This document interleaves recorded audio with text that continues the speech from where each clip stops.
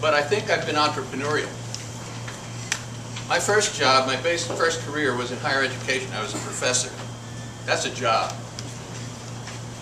When I transitioned into being a consultant, I was pretty much on my own, so it felt different. I still didn't think of it as entrepreneurial because a lot of people have been in the consulting business and there are consulting organizations that I could have become a part of. Unfortunately, when I tried to launch that in California in 1992, just like today, there were no jobs for consultants. So I was forced to be on my own. I still never thought of myself as an entrepreneur. When I came here and met John and got on to Yes, I didn't know what the heck I was doing. I had no idea what these people were talking about. I didn't know what entrepreneurial business looked like, but I've listened for 6 years. Sometimes John thinks it's only 5, but I think it's been 6. To a lot of people talking about entrepreneurs and a lot of famous entrepreneurs with particular characteristics that made them what they are.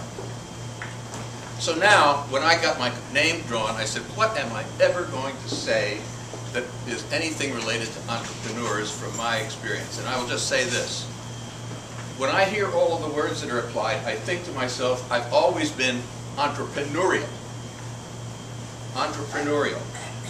As a university professor, you have something called academic freedom. In most universities, that means you create your own course and how you give it and what the information is in it. I don't think most people in higher education think of that as entrepreneurial, but it really is. You're on your own, pretty much. Certainly, as an independent business consultant, whatever I've done, whatever I've been, I've made up myself. I don't think of myself as an entrepreneur, but I think that was entrepreneurial. I've looked back over my whole life, and this word fits me in many different small ways. And so what I've done is create a list of 6 things that I think have been entrepreneurial for me. And if we have time, John, maybe some people can add their ideas to this list. So what these would be entrepreneurial attitudes. First, opportunity. Be aware of opportunities. Look broadly at what's possible, what might happen, what you might be able to get involved with. When I was a college student, when I was a professor, I wasn't just in the classroom. I was active in a lot of aspects of the university life. I got to be a department chair. I got to be a dean. I got to hold state law office in an academic union. I've done a lot of different entrepreneurial things there. That's the first word. The second one, take calculated risks. We oftentimes talk about risk. Entrepreneurs are always taking risks. It's a requirement, I think. But there are stupid risks. Try to make the ones that make sense. Third, stretch yourself, stretch your skills. Learn new things as much as you possibly can. If we just settle for what we already know, we'll get what we always got.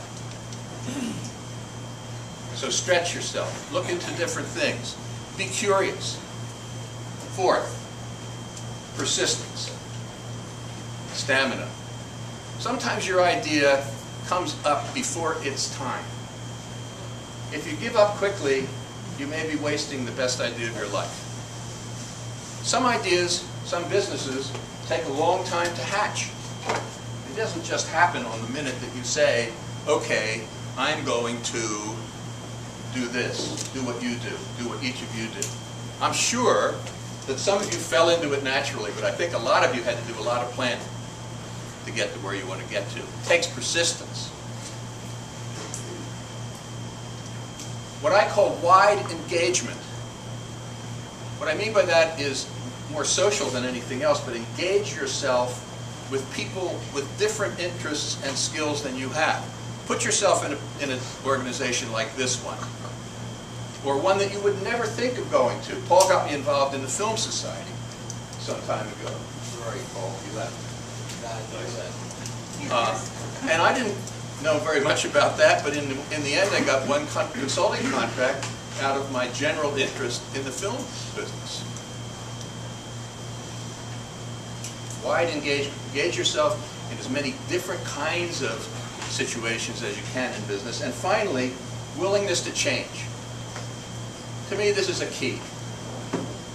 If we aren't willing to make changes, if we aren't willing to take those risks to do something new, we're never going to do something entrepreneurial, in my opinion. So be willing to change. Change yourself, change your interests, change your focus, change your job. So those are my excuses for being able to stand up here and say that maybe I belong in an entrepreneurial organization, but I still don't think of myself, don't classify myself an entrepreneur. I think I have a long way to go there. I don't feel anything like some people I'm looking at right now who've done something risky and made a huge amount of money on it, but I'm still trying. So that's my list. Thank you.